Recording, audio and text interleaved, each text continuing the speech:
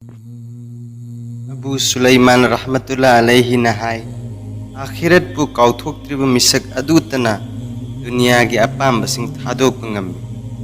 Hazrat Hasan radhiyallahu anhu nahai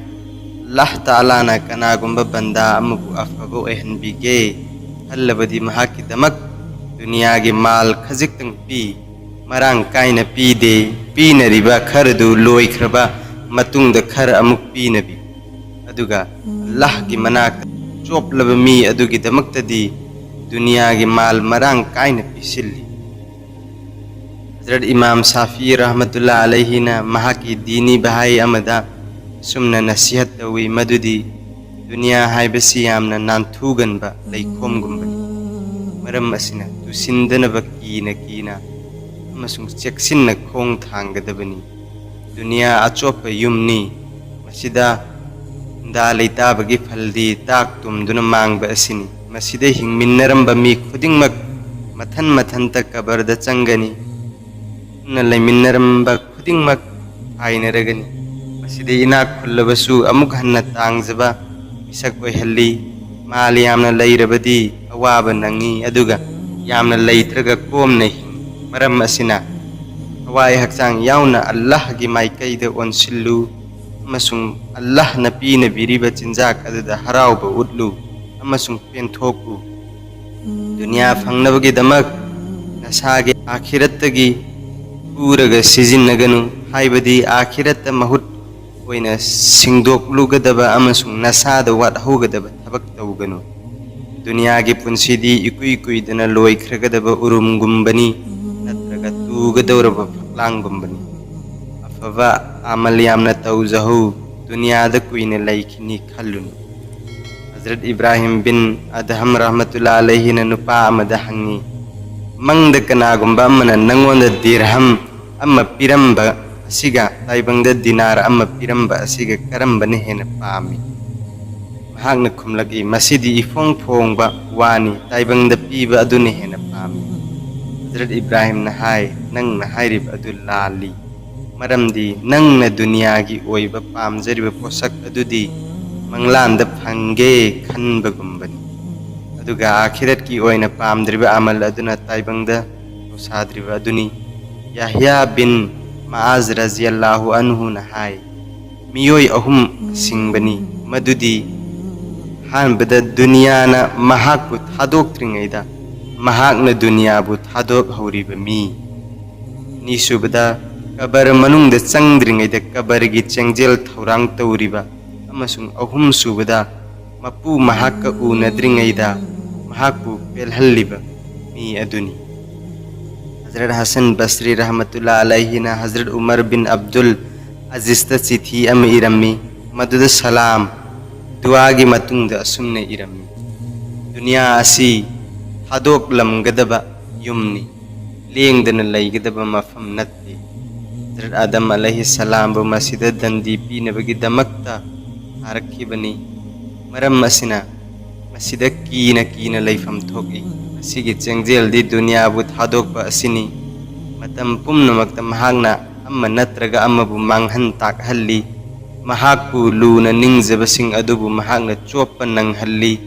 mahakpu paisinge khanba misak adu atopagi mateng darkar oi halli masi hu makhal amani masibu khangdaba misingtana chabani charubu misaktu siragani masida lengadaba punsi marendi anaba thungba mi amana pot khudingmaktagi cheksingadabani aduga akhaba hidak chanariba adusu kuina nadanabani adomna masigi thok tauba posak asidagi cheksinbiyu mahakti thok taunabagi miyam mangda leiteng taubani amasung miyambu awaba tahanbani mahagna yabiraba manhallaga mayamgi nakta lakpani amasung mabu phangjage khallubasingda horen hayeng taubani mabu pamjabasing adugi damakta makhal mathen kayagi makeup tauraga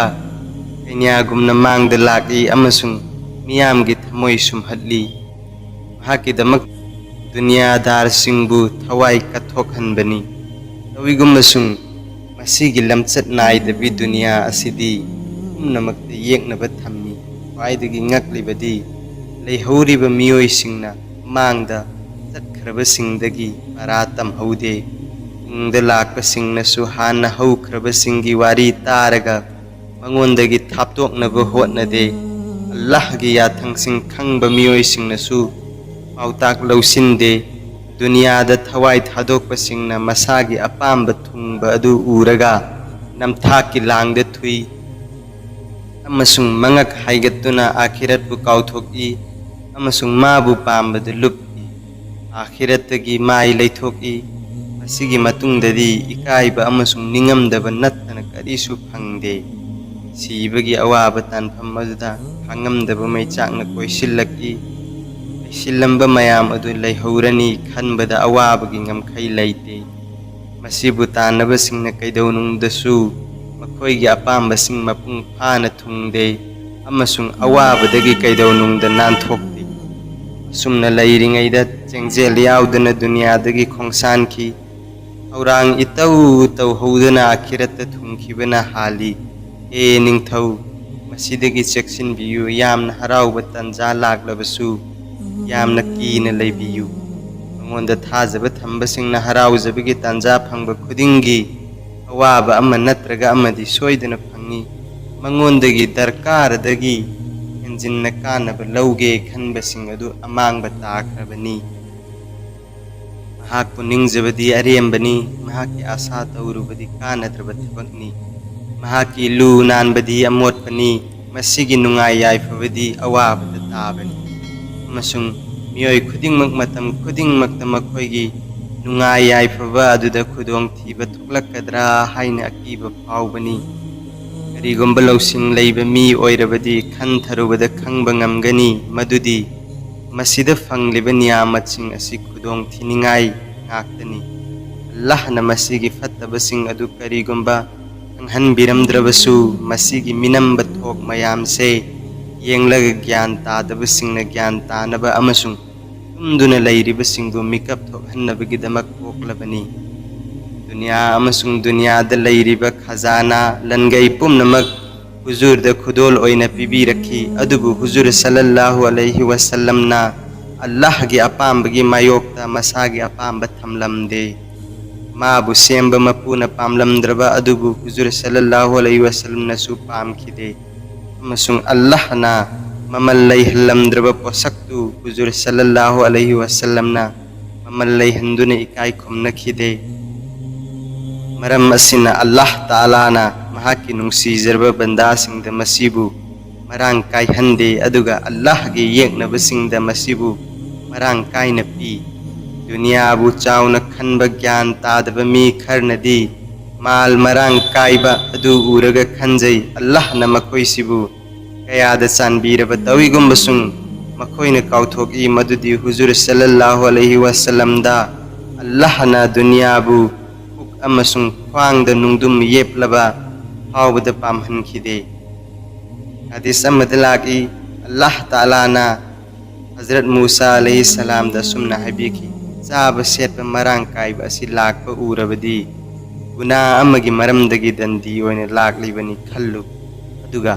ꯀꯔꯤꯒꯨꯝꯕ ꯂꯥꯏꯔ ꯑꯅꯪ ꯂꯥꯛꯂꯕꯗꯤ ꯑꯐꯕ ꯃꯤꯑꯣꯏꯁꯤꯡꯒꯤ ꯈꯨꯗꯝ ꯑꯃ ꯂꯥꯛꯂꯦ ꯈꯜꯂꯨ꯫ ꯀꯅꯥꯒꯨꯝꯕꯅ ꯍꯖꯔꯠ ꯏꯁꯥ ꯑꯂꯩꯍꯤ ꯁꯂꯥꯝꯒꯤ ꯃꯇꯨꯡ ꯏꯟꯒꯦ ꯈꯜꯂꯕꯗꯤ ꯃꯍꯥꯛꯀꯤ ꯌꯥꯊꯪꯁꯤꯡ ꯑꯁꯤ ꯀꯥꯎꯔꯣꯏꯗꯕꯅꯤ ꯃꯗꯨꯗꯤ ꯍꯖꯔꯠ ꯏꯁꯥꯅ ꯍꯥꯏꯕꯤꯔꯝꯃꯤ, ꯑꯩꯒꯤ ꯌꯦꯟꯖꯥꯡꯗꯤ ꯑꯔꯥꯝꯕꯅꯤ꯫ ꯂꯥꯝꯕꯨ ꯂꯥꯝꯂꯕꯗꯤ ꯇꯜ ꯈꯛꯇ ꯆꯥꯔꯕꯁꯨ ꯌꯦꯟꯖꯥꯡꯒ ꯆꯥꯕꯒꯨꯝ ꯍꯥꯎꯏ꯫ ꯑꯩꯒꯤ ꯍꯥꯂꯠꯇꯤ ꯑꯜꯂꯥꯍꯗ ꯑꯀꯤꯕ ꯊꯝꯖꯕꯅꯤ꯫ ꯑꯩꯒꯤ ꯐꯤꯖꯣꯜ ꯍꯥꯃꯦꯡ ꯌꯥꯎꯒꯤ ꯃꯋꯨꯟꯅꯤ꯫ ꯑꯩꯒꯤ ꯑꯏꯪꯕ ꯐꯅꯕ ꯄꯥꯝꯕꯩꯗꯤ ꯅꯨꯡꯁꯥꯅꯤ꯫ ꯑꯩꯒꯤ ꯅꯨꯃꯤꯗꯥꯡꯒꯤ ꯊꯥꯎꯃꯩꯗꯤ ꯊꯥꯒꯤ ꯃꯉꯥꯜꯅꯤ꯫ ꯑꯩꯅ ꯇꯣꯡꯂꯒ ꯆꯠꯅꯕ ꯒꯥꯔꯤꯗꯤ ꯑꯩꯒꯤ ꯈꯣꯡ ꯑꯅꯤ ꯑꯁꯤꯅꯤ꯫ ꯑꯩꯒꯤ ꯆꯤꯟꯖꯥꯛ ꯑꯃꯁꯨꯡ ꯎꯍꯩ ꯋꯥꯍꯩꯗꯤ ꯂꯩꯕꯥꯛꯇ ꯍꯧꯔꯤꯕ ꯃꯅꯥ ꯃꯁꯤꯡꯁꯤꯡ ꯑꯁꯤꯅꯤ꯫ ꯑꯩꯒꯤ ꯏꯅꯥꯛꯇ ꯑꯌꯨꯛꯇꯁꯨ ꯀꯔꯤ ꯑꯃꯠꯇ ꯂꯩꯇꯦ, ꯅꯨꯃꯤꯗꯥꯡꯁꯨ ꯀꯔꯤ ꯑꯃꯠꯇ ꯂꯦꯝꯗꯦ꯫ ꯇꯥꯏꯕꯪꯄꯥꯜ ꯑꯁꯤꯗ ꯑꯩꯒꯨꯝꯅ ꯃꯤꯒꯤ ꯃꯇꯦꯡ ꯌꯥꯎꯗꯅ ꯍꯤꯡꯕ ꯀꯅꯥ ꯑꯃꯠꯇ ꯂꯩꯇꯦ꯫ ꯑꯁꯤꯒꯨꯝꯕ ꯄꯥꯎꯇꯥꯛꯁꯤꯡ ꯑꯁꯤꯗ ꯑꯩꯈꯣꯏꯒꯤ ꯄꯥꯡꯒꯜꯒꯤ ꯃꯇꯨꯡ ꯏꯟꯅ ꯑꯃꯜ ꯇꯧꯒꯗꯕꯅꯤ꯫ ꯍꯖꯔꯠ ꯏꯃꯥꯝ ꯒꯖꯥꯂꯤ ꯔꯍꯃꯇꯨꯜꯂꯥꯍꯤ ꯑꯂꯩꯍꯤꯅ ꯍꯥꯏ, ꯗꯨꯅꯤꯌꯥ ꯊꯨꯅꯃꯛ ꯇꯥꯛ ꯇꯨꯝꯗꯨꯅ ꯃꯥꯡꯈ꯭ꯔꯒꯗꯕ ꯄꯣꯠꯁꯛꯅꯤ꯫ mahak lengdana laikhini hai adubu mahakti lengdana laigedaba poti natte ubadadi mahak mafam amada leptuna laiba mali adubu mahakti yamna yangna chatli uba minadi lengdana laiba mali amasung loikraba matamdata arepa laitaba potni haibasi khangba ngammi masidi urumgumbani lengbadi udaba aduga chatpana leptaba posang Hazrat Hasan Basri na dunia ki pramana sumna pirammi masigi pramandi tumliba migi manglan gumbani natraga arepa laitaba urum gumbani lausing laiba mioi singdadi asigum laba posak sina namthak tawba ngamde Hazrat Imam Hasan radhiyallahu anhu na haibirami dunia da nungai thokliba sing asi kuiba yadaba potni leptana chatliba urumda thazarurabadi pangbagi thabakni Yunus bin Ubaidna hai aina aigi thamoide dunia gi apamba leihandanaba sumna khali madudi dunia haiba asidi mangda afaba amasung fattaba kaya ururaga matungda khang haudana mang phauna bugumbani mi khuding maktumli amasung mangli hawai ga hakchang ga khainaba matamda mikap thoklagani matam aduda nungai basu leiraroi awa basu leiraroi Nong Hazrat Isa alaihi salam na dunia gi aseng basaktam yamna hanurabi maya masing yaudrabi nupi amagi saktam da ui tawigum masung makhal makhagi laiteng tauri tanglaba phizol setli luhong libi kainiagum laiteng tauri Hazrat Isa alaihi salam na hangi hujik phawbada nahak kayarak hanna nayum palabage mahang na khumlagi masing thiba ngamlaroi Hazrat Isa alaihi salam na hangi makhoi sing adu loina sikrabra natraga makhoi na nangbu talak pirabra mahang na khumlagi aina loina maghatokre Hazrat Isa alaihi salam na hai nangi lemhori ba nipa sing adu loina magmang taklasanu makhoi na nangi haukraba nipa sing adu bu nangna tongan puthoklaga atkhi hai ba khangna ara amat lauthade Sengba maksu dunia asi sahi yam labi hanurabi magumbani hagna leiteng tawbadu uraga miyam na magi langda thuribani sengba saktam asibu khanglaba amasung mahaki mamaidagi parda lauthokrabadi mahaki asengba saktam karino haibadu uba phangani Hazrat Ibn Abbas radhiyallahu anhu na hai kayamat ki numita dunia asi yamna hanurabi masak thirabi yamangi mayasing manglomda hindokladuna yengbada tukat saningai oiraba saktamda miyamgi mangda puraklagani aduga miyamda mahaku masak hangbra hangani miyamna haigani Allah na kanbiba oisanu masibu karambada sano hukum phangani masid duniyani masigi damag nakhoi masal amaga hatna sunarami mari mata hanna yengnaramde amaga kalak mi haunaba tawrammi yegnabagum khannarammi amasung magi namthak langda thurammi masigi matungda hanubi adu jahannamda lang thagigani mahakna law khongduna haigani aiga loinaramba sing adusu masida lang thabiyu aibu tanaramba sing aiga punna laiminnahanbiyu Allah Ta'ala na hairakani mahaka loinaramba sing su mahaka loinahlu Antharagadi siyang na uba phangani madudi mi khudingmakki halat ahum lay amana sangsar semba haurakpadagi na mahaki pokpa phawbagi halat ani subana sirabagi matungda siba nairaroidaba halat mathakki anisigi marakta lairiba matam mahaki pokpadagi hauraga siba phawbagini halat asibu ahuba amasung aroiba anigi apunbaga changdamnarabadi kayada tenkraba matamno haibasi khangba ngamgani maram masino huzur akada sallallahu alaihi wasallam na haibirammi madudi aina dunya bu karamna pamlugani aigi pramandi yamna saraba nungsada chatlambadagi upal amagi marumda ngai hak watharaba matungdu upal adubu hundoklamlaga chatkhiba misak adugumbani sengba maksu kanagumbana dunya asibu Allah agi rasul sallallahu alaihi wasallam na akpiramba sigi makhapo na yenglabadi mahaki maikai de kaidau nungdu onsilloy masung dunya da wana lenki natraga nungaina lenki haibagi parwa tauroi. Hadis amada lagi Huzur sallallahu alaihi wasallam na haibirami dunyadar singi pramandi isingda chatliba mi adugumbani. Ana laibage isingda chatlaga makong swadhandaba ngamba. Huzur sallallahu alaihi wasallam ge sanaya thang asit tabiraba matungda akhoi hakchang na dunya gi kanaba lauzarabasu amoidi akhirat onsilli haizariba zahil sing adugi changsu khangbiram lagani. Karigumba makhoi gi mal sing adu munthoklabadi madugi maichak na chaba thakpa changloi isingda chatpa matamda khong chotaba yadabagum dunya ga mari leinarabadi tangai fadana thamoida magi mami tahalli. Hazrat Isa alayhi salam na hai aina khoida asengba wa ama haige madudi anaba mina anaba gi chaina khangbada chaba thakpada mahau leitabagum dunyadar singna ibadat tawbada mahau hangba ngamde. Sa sandagi thabak laudrabadi mana kanba hengatlakpagum sibagi wakhal amasung ibadat ki awaba thabakna nauthandraba thamoi adudi minungsi khanglakte. Asengba wa ama haige madudi safu sing thugaidriba phawbadi khoihi amasung singna chingba hapa yabani. Atau asumna thamoi bu apamba singna kaihandriba makhai natraga kalak mi haubana hohandri makhai natraga niyamat singna kankhat handri makhai hikmat ki safu oibani. Masit natana wafam amasulai madudi dunya gi apamba sing asi yamna mayak mahau leibagum khanbani. Toigum masung siba matamdadi onthokna tharaba pasak ama oi. Miyoibana siba matamda masa masaga loinana akhiratta puraga chatki. Madudi dingi ilma masung afaba amal masibu Allah na yabinabagi damakta tawzakiba oirabadi dunya natte akhirat ki akaknaba amal ni. Amal sing asi tawbada thamoida nungaiba amasung penba phaurakpa maramdagi kanagumba khardi chaba tumba yum panba phauba thadokpa yawi. Adu oizragasu pumnamak asi dunya natte akhirat ki posak ngaktani. Masigi ona tainabada gunada nungai thokpa zai zoiba posak singda ka hena sijinnaba khudam oina sana lupa aisanba tangba fizol sing thamba leitenggidamak sa uchek yokpa awang ba fura dalan sing saba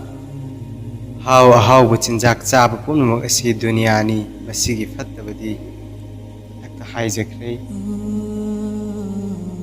Ni asigi marakta laiba akhirat ki thabak singda mateng oiba thabak sing aduni. Khudam oina chadaba yadraba chak enjang khara natraga achamba fizol setpa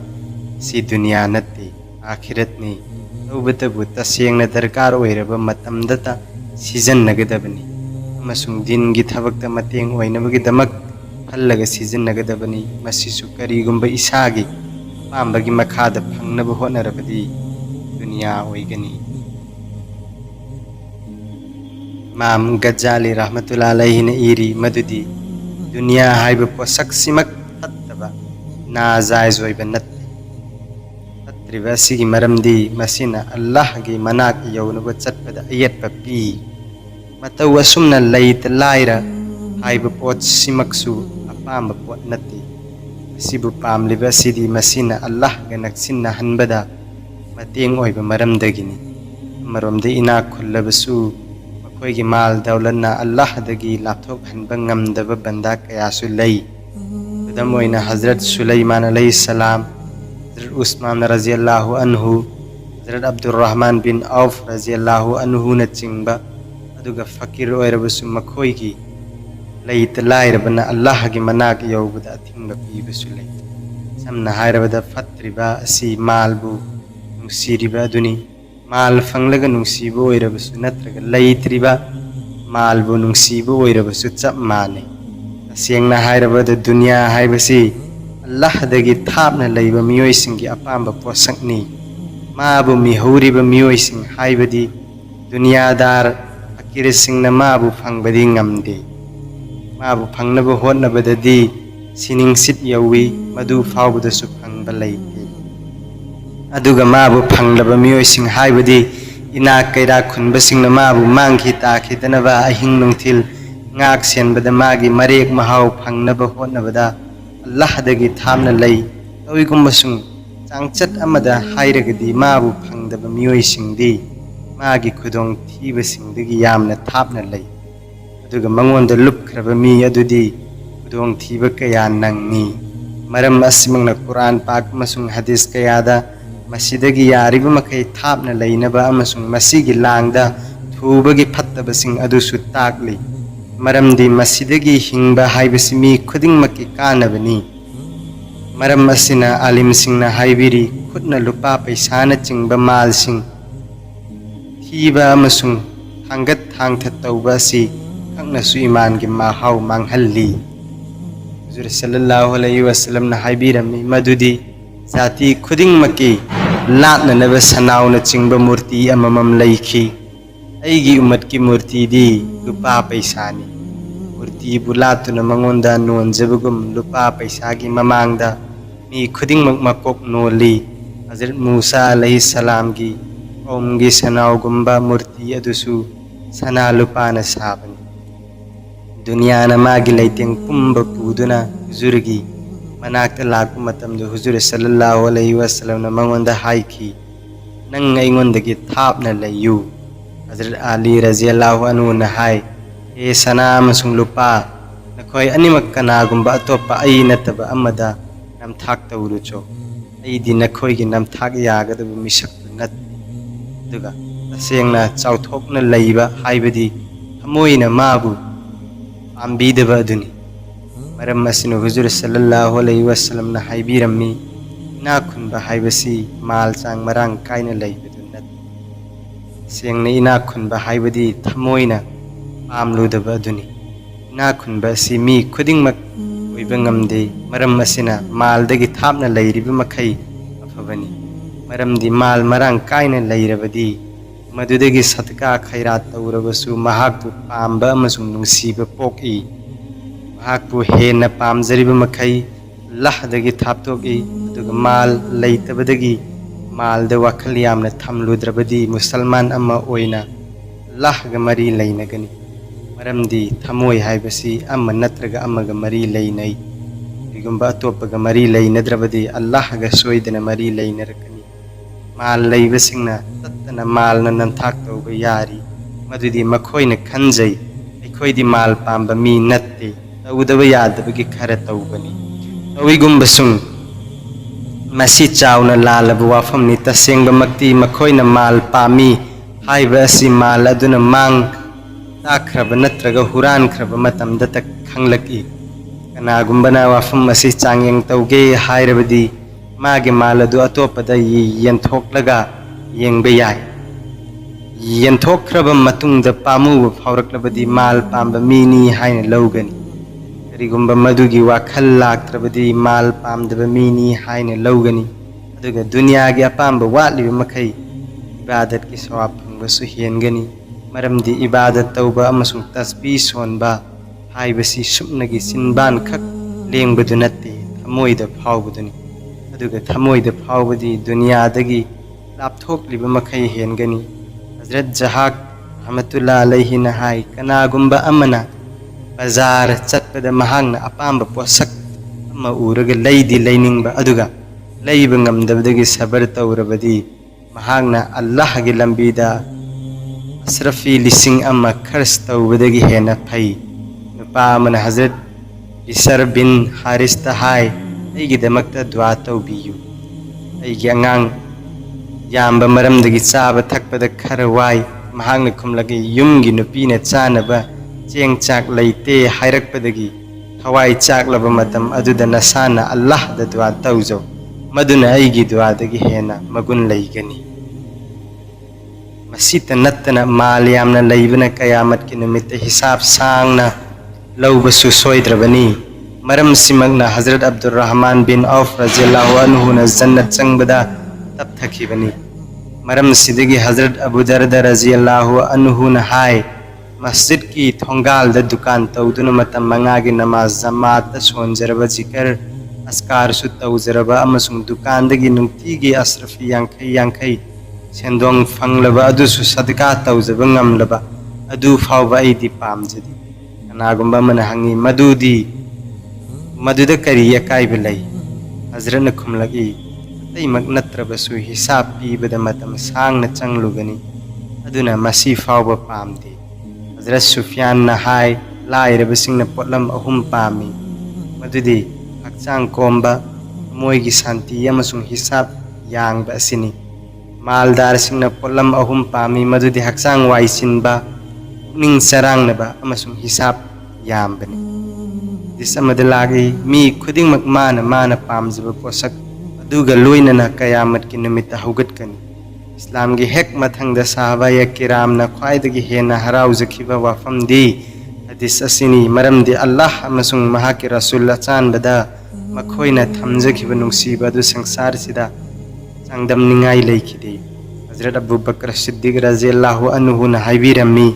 kanagumba amada Allah na mahaku nungsibagi mahau khajiktang hanbirabadi dunia gi apamba leirakti amasung miyam maraktagi thapna leining ba phaurakti Hazrat Isa alayhi salam na mi kangrup amagi manakta samduna chatlammi makhoi mayang kanglammi mamai ngangkhatlammi Hazrat Isa alayhi salam na makhoi da hangi nakhoi gi sigum lab fium masi kari dagino makhoi na khumlagi to zakpu ki badagi ibam masi oiribani Hazrat Isa alayhi salam na hai dozakpu izaba miyoi singbu dozaktagi kanbiba haibasi Allah gi daitani kara chatlaga miyoi khara amuk thengnai makhoi gi halat ahanba kanglop adudagi henna phatlamde yamna sathina mayang kangni amasung maithongda awabagi chawraba mami taba ui Hazrat Isa alayhi salam na makhoi da hangi nakhoina thengnaribasi karamba awabano koina khumlaki jannat ki apambana phibam asi oihalibani Hazrat Isa alayhi salam na haiki nakhoina pamjariba posak adumak nakhoida pina biba haiba asi Allah gi daitani ara chalaga jamad ama muk thengnarami makhoigi halat hanagi kanglup ani dudagi su hena phatlamde toigum basung makhoigi maithong dudi nurna mingselgum langlammi makhoida su Hazrat Isa alayhi salam na hangi makhoina khumlaki Allah bu nungsijabana halat asi yawhalibani Hazrat Isa alayhi salam na hai Allah ga yamna naksinaraba kanglup haiba adu nakhoi simakni wafam asi ahumlak haibirammi Allah gi Rasul sallallahu alaihi wasallam na haibirammi hanuraba mi singi thamoida potlam ani jawan oina adumak lay amana dunya gi apamba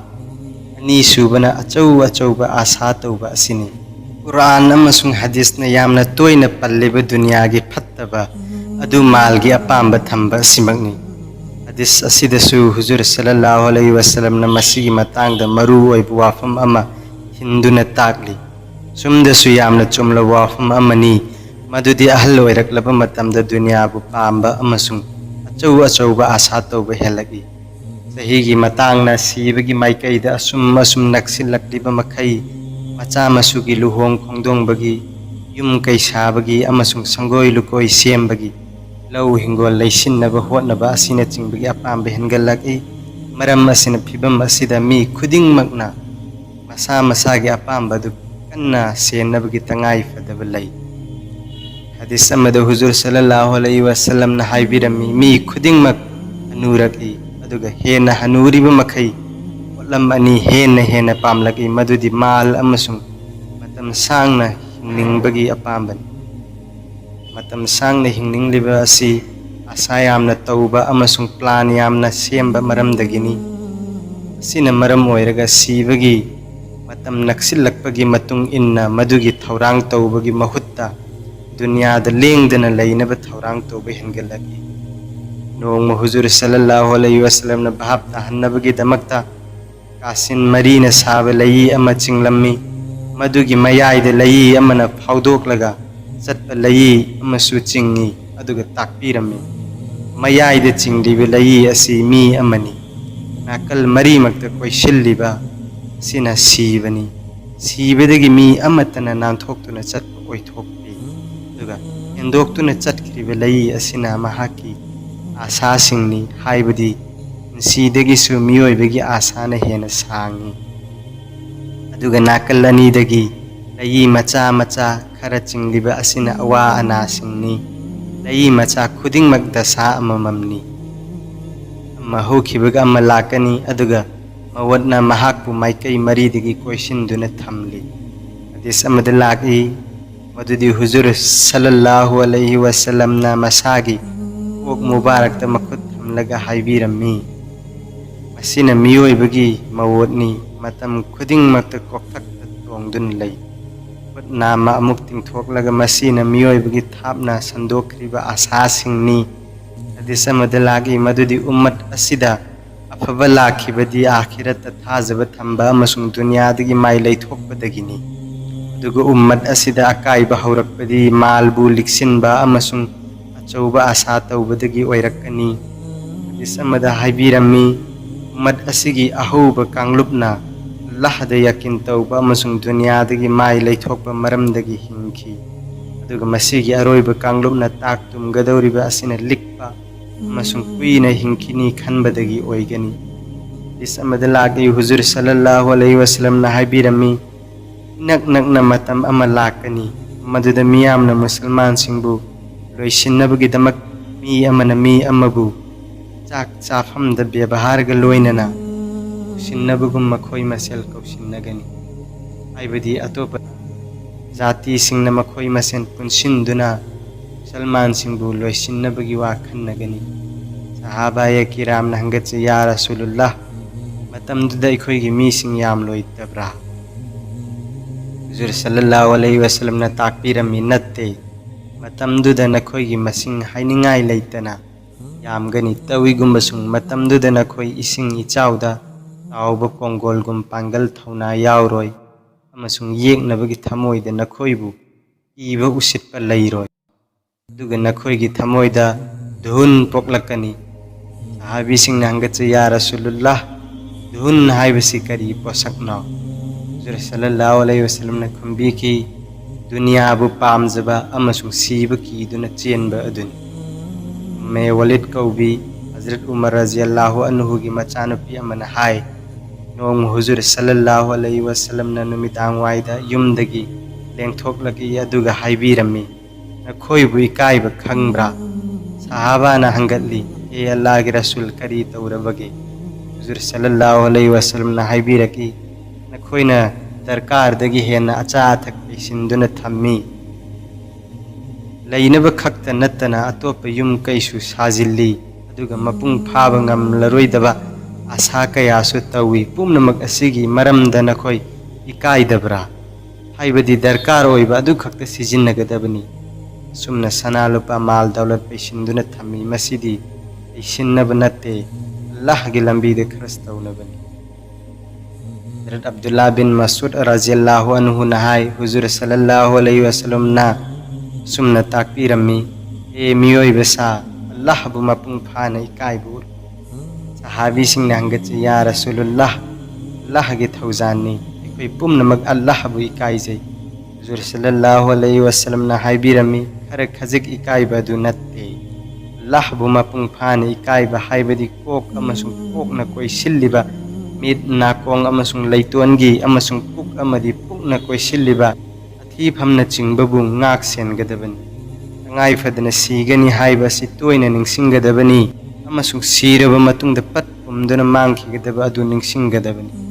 आखिरत की वाखल थमलिबा मी अदुदी दुनियागी लैतें पुमनमक थादोकी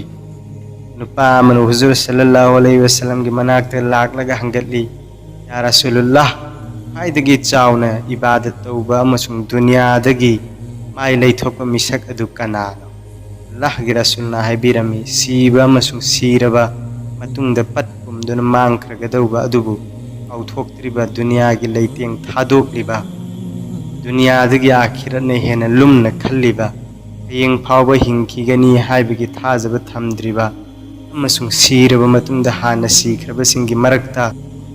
लैरुगदौरिबनी हाइबसी खंदुना मसाबु असीबसिंगी मरक्ता चलहल्लिबा मिसक अदुनी।